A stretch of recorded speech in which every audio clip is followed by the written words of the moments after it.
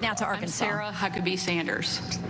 Being a mom to 3 young children taught me not to believe every story I hear. So forgive me for not believing much of anything I heard tonight from President Biden.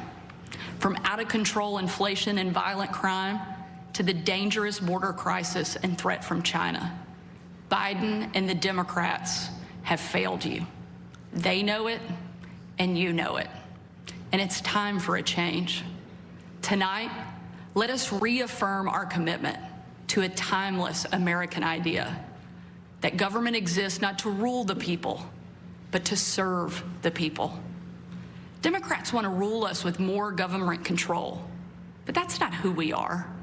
America is the greatest country the world has ever known because we're the freest country the world has ever known, with a people who are strong and resilient.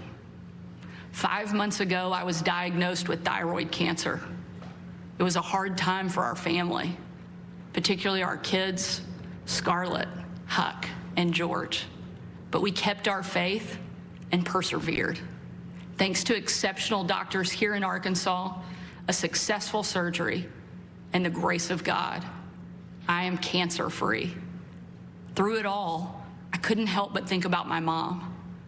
She was 20 years old and in her first year of marriage when she was diagnosed with spinal cancer. The doctors told her she might not live, and if she did live, they said she'd never walk again. And if she did walk, she'd definitely never have children. The daughter she was told she'd never have was just sworn in as the new governor of Arkansas and is speaking to you tonight. Adversity and fear of the unknown can paralyze us, but faith propels us to charge boldly ahead. We can't stand still in the face of great challenges. You and I were put on this earth for such a time as this, to charge boldly ahead. I'll be the first to admit, President Biden and I don't have a lot in common. I'm for freedom, he's for government control. At 40, I'm the youngest governor in the country. And at 80, he's the oldest president in American history. I'm the first woman to lead my state, and he's the first man to surrender his presidency to a woke mob that can't even tell you what a woman is. In the radical left's America, Washington taxes you and lights your hard-earned money on fire. But you get crushed with high gas prices, empty grocery shelves, and our children are taught to hate one another on account of their race, but not to love one another or our great country. Whether Joe Biden believes this madness or is simply too weak to resist it, his administration has been completely hijacked by the radical left. The dividing line in America is no longer between right or left. The choice is between normal or crazy. It's time for a new generation of Republican leadership. Upon taking office just a few weeks ago, I signed executive orders to ban CRT, racism, and indoctrination in our schools, eliminate the use of derogatory term Latinx in our government, repealed COVID orders, and said never again to authoritarian mandates and shutdowns. Americans want common sense from their leaders, but in Washington, the Biden administration is doubling down on crazy. President Biden inherited the fastest economic recovery on record, the most secure border in history, cheap, abundant, homegrown energy, fast rising wages, a rebuilt military, and a world that was stable and at peace. But over the last 2 years, Democrats destroyed it all. Despite Democrats' trillions in reckless spending and mountains of debt, we now have the worst border crisis in American history. As a mom, my heart breaks for every parent who has lost a son or daughter to addiction. 100,000 Americans a year are now killed from drug overdoses, largely from fentanyl pouring across our southern border. Yet the Biden administration refuses to secure the border and save American lives. And after years of Democrat attacks on law enforcement and calls to defund the police, violent criminals roam free, while law-abiding families live in fear. Beyond our border, from Afghanistan to Ukraine, from North Korea to Iran, President Biden's weakness puts our nation and the world at risk. And the president's refusal to stand up to China, our most formidable adversary, is dangerous and unacceptable.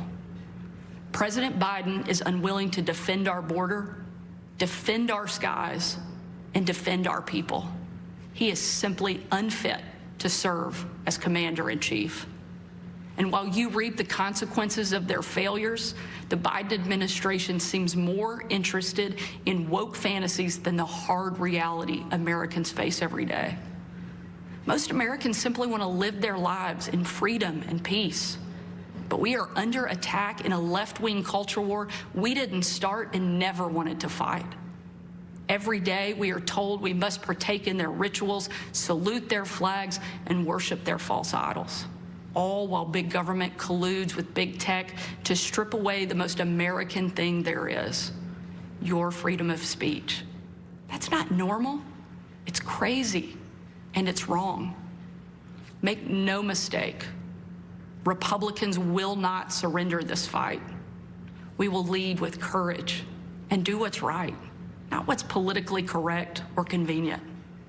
Republicans believe in an America where strong families thrive in safe communities, where jobs are abundant and paychecks are rising, where the freedom our veterans shed their blood to defend is the birthright of every man, woman, and child.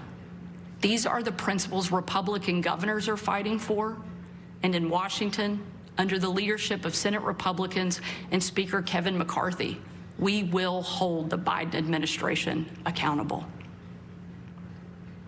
Down the street from where I sit is my alma mater, Little Rock Central High.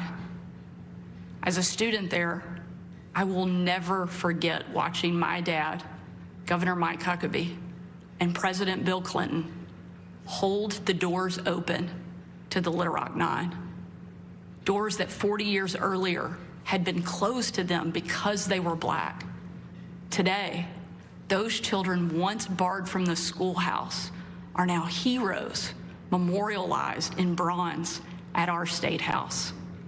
I'm proud of the progress our country has made, and I believe giving every child access to a quality education, regardless of their race or income, is the civil rights issue of our day. Tomorrow, I will unveil an education package that will be the most far-reaching, bold, conservative education reform in the country. My plan empowers parents with real choices, improves literacy and career readiness, and helps put a good teacher in every classroom by increasing their starting salary from one of the lowest to one of the highest in the nation. Here in Arkansas and across America, Republicans are working to end the policy of trapping kids in failing schools and sentencing them to a lifetime of poverty. We will educate, not indoctrinate our kids, and put students on a path to success. It's time for a new generation to lead. This is our moment. This is our opportunity. A new generation born in the waning decades of the last century, shaped by economic booms and stock market busts, forged by the triumph of the Cold War and the tragedy of 9/11. A generation brimming with passion and new ideas to solve age-old problems. A generation moored to our deepest values and oldest traditions, yet unafraid to challenge the present order and find a better way forward. If we seize this moment together, America can once again be the land of the free and the home of the brave.